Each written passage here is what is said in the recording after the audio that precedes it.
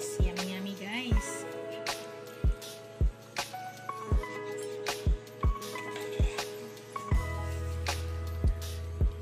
Kainan na po tayo.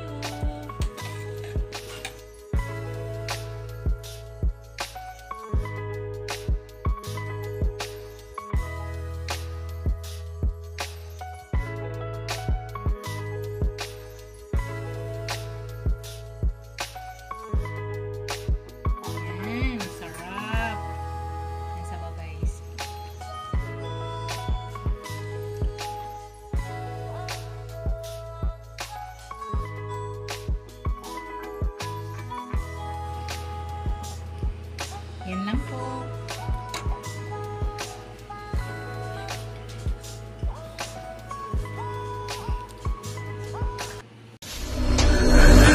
Hello guys! Welcome back to my channel, Bake Cuisine.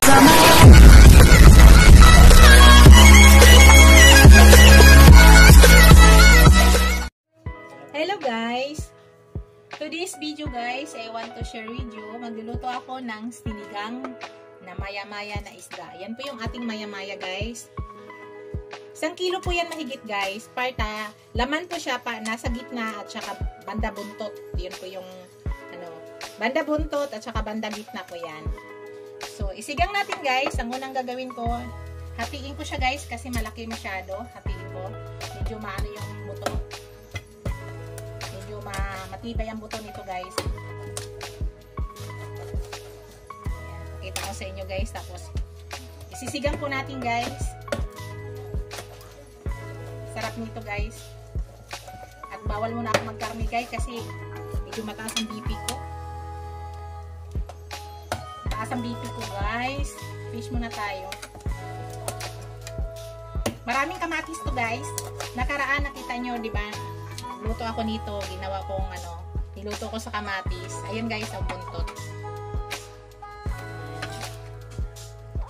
So, ito, hatiin din natin ito kasi malaki. Yan. So, yan ay lahat guys. Tapos, gagayatin na lang natin yung ating kamatis. Fresh na fresh ang maya-maya natin guys. Gayatin natin kamatis. Hugasan muna natin to. Ang ilagay kong gulay guys, bok choy lang ha. Walang iba. Bok choy lang. Wala po siyang ibang ilagay. Bok choy lang ating ilagay.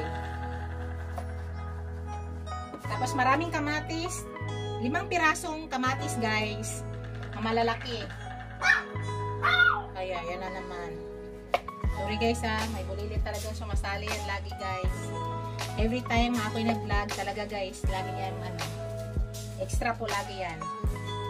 Yan. Dito guys, isasali ko yung buto ng kamatis.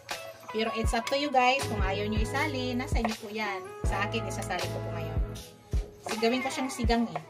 Andito po kasi yung asim sa kanyang kamatis. Pero maglalagay din tayo guys na original sinigang mix. Magdagdag po tayo. Pero maliit na po yung gagamitin ko kasi marami po tayong kamatis. Dito sa kamatis ay maasim na po yan. Pero dahil gusto po namin maasim, mag-add po kami ng sinigang instant. Original. So ilagay natin yung, ganyan lang po yung pagayat ko guys, malalaki. Ilagay po natin yung ating yan. Ilagay po natin yung ating buto ng ating kamatis. Yung paggayat ng sibuyas, ganun din kalaki guys.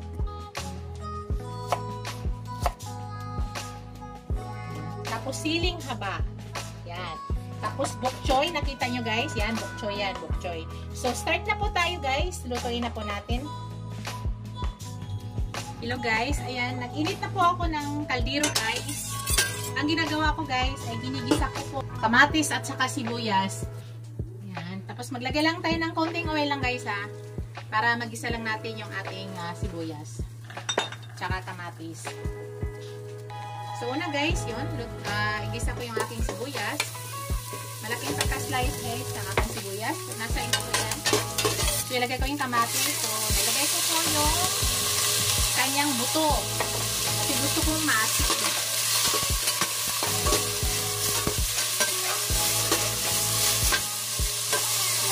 Para malanta agad yung kamatis guys, takpan natin. Check natin guys.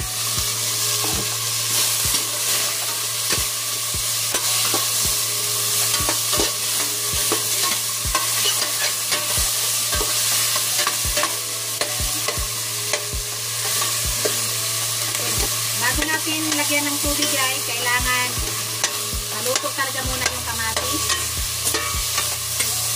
Durog na siya dapat. So, takpan ko siya ulit guys. Tapos 1 minute, balikan natin. 1 to 2 minutes. Check ulit natin guys.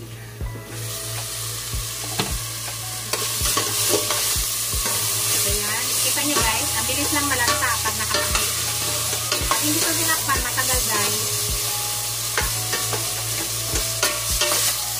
So, yan ang ginagawa ko guys. Dinudurog ko muna. Tapos, nag-init na rin ako ng tubig dito sa kabila guys. Sa initan namin. Para ang ilagay natin hot water na.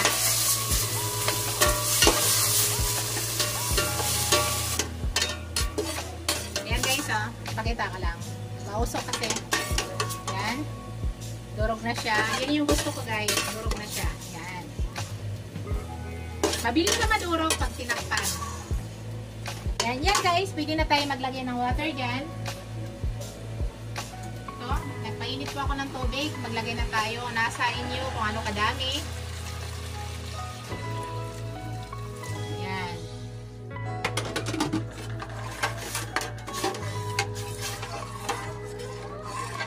Ang ginagawa ko guys, pinapakatas ko pa talaga lalo to.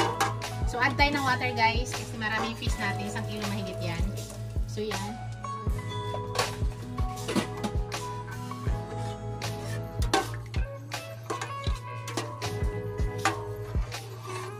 So pakuluan ko lang muna guys. Tapos takpan natin. Pakita ko sa inyo mamaya guys. Pakuluan ko muna at least mga 3 minutes para kumatas yung ating kamatis dyan sa ating sabaw. Hello guys, check natin ha. Diyan guys, nilalagay ko na yung aking siling haba. Ang purpose kung bakit nilalagay ko na siya agad, para gusto ko lumabas yung aroma. At nilalagay ko na guys yung aking instant paasim. Ilagdag lang natin to, maliit lang siya. Ito, instant po, maliit, original.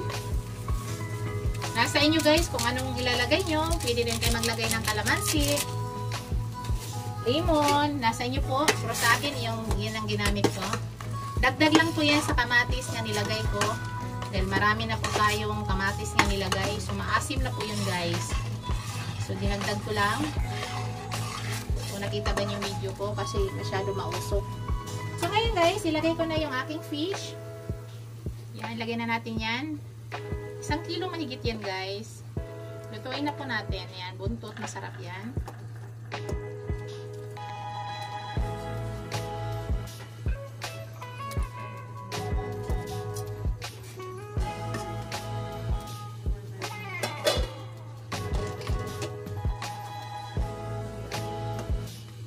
Yan, nakita na siguro nyo guys. Wala nang usok eh.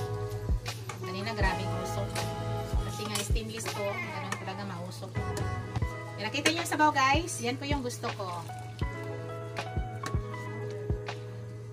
Dito guys, maglagay na ako ng asin. Or pwede kayo maglagay ng patis. Ngayon sa akin gusto ko asin guys. Nasa inyo, gusto niyo magpatis. Sa ngayon hindi po ako gagamit ng patis. Asin po yung gagamitin ko. Estimate niyo lang muna guys ha. Hindi po ako naglagay ng bitchin guys ha. Yan, ito guys, ilagay ko na yung aking tangkay ng aking bok choy. Kasi medyo matigas to guys. Halo na natin yan.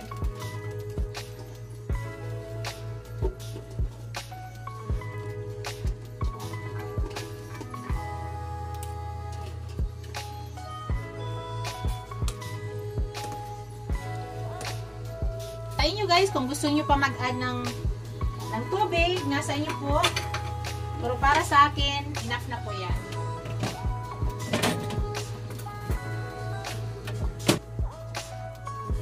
Yan, titikman natin mamaya konti guys. Lutuin lang po natin fish. Tapos titikman na natin. Takpan ko lang muna guys. After 1 minute, open natin, titikman natin.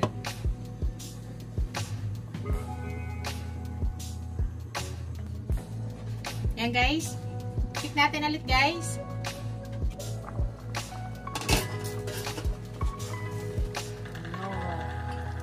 look at the sauce, guys. Kulay orange. Dahil po ito sa kamatis, guys, ha. So, tikman ko muna, guys, kung tama na ba. So, hindi pa luto yung isda natin. Titikman natin. Pero, paluto na po yan. Hindi pa talaga totally luto. Kulang sa salt, guys. So, add tayo ng salt.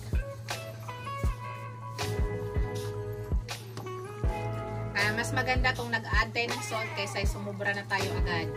So, i-estimate natin ang pagtimpla kasi masarap ang humigop ng sabaw kung hindi po maalat. Kasi madali remedyohan pag matabang kaysa maalat. Bago pala lahat, guys, i-shout out ko muna yung aking mga channel members, aking mga subscribers, viewers, silent viewers, super chatters. Maraming salamat sa walang sawang suporta sa aking channel. Thank you, guys. Tikman ko ulit, guys. Mausok, guys, no? Nakikita nyo ba? Mamaya ipakita ko sa inyo. Lapitan.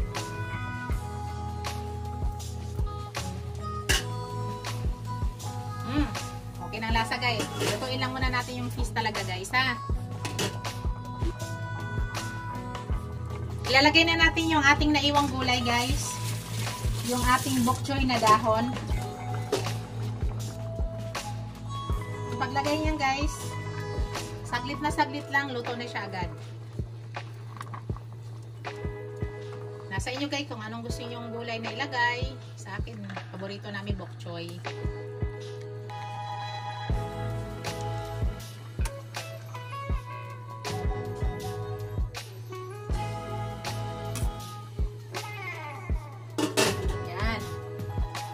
Diyan, guys, luto na po yung gulay ko. Papatayin ko na. Ipapakita ko sa inyo, guys, ang aking finished product. Ready to serve na yan. Pakita ko sa inyo, guys. Yan, susum natin, guys. Yan. Yan na po yung aking finished product, guys. Napakasarap. Yan. Tingnan nyo yung sabaw, guys. Sarap. So, pakita ko sa inyo, guys. Yan na, guys. Kainan na po tayo. Yan na po yung aking finished product, guys. Yan. Kakain na kami. Yan. Maraming sabaw, guys. Check. Kung gustong may sabaw, dagdag sabaw. Thank you for watching, guys. Don't forget to like, comment, share, and subscribe to my channel. See you in my next video, guys. God bless us all. Ingat po lahat. Happy Sunday, everyone. Bye!